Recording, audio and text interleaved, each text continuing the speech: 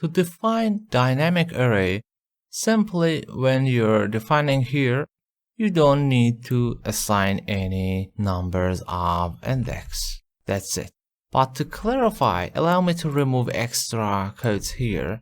And if I say, as an example, strname number1 equal any value, let's say Alex, and if I run this code, you will see it is out of the range. Because by default, this dynamic array don't have any member. So in this case, every time you have actually to redefine that. For redefining, we're using redim, strname, how many index you want, as an example here 1, and then assign the value of that index, and let's say message box strname 1. There it is. Let's do that and continue manually for now. Allow me to add before message box. I say redim strname, this time 2, because it is dynamic. And for second index, I say Andrea. Let's show the first one and second one. First and second, to check if it is working or not. Alex, Andrea. The first one, as you see, it is empty, and second one, it is Andrea.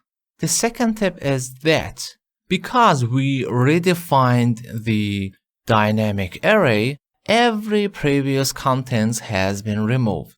To preserve the previous values, simply use preserve command. By using this command, you will preserve any previous values and you could add extra. Now let's run the code, Alex and Andrea. So that's the standard. We say them, the array, and open and close the parentheses. Redim for first time doesn't matter using preserve or not.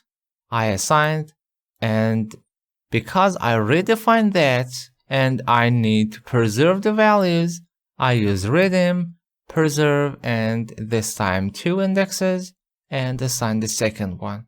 Of course, we could do something like that. I remove this section, first define 2, and start assigning values, something like that. Alex. Still we're getting the same result. And we could use, of course, on our code, something like loops. Let's do that like previous one. Them I as integer, for I from 1 to 5, next or next I, doesn't matter.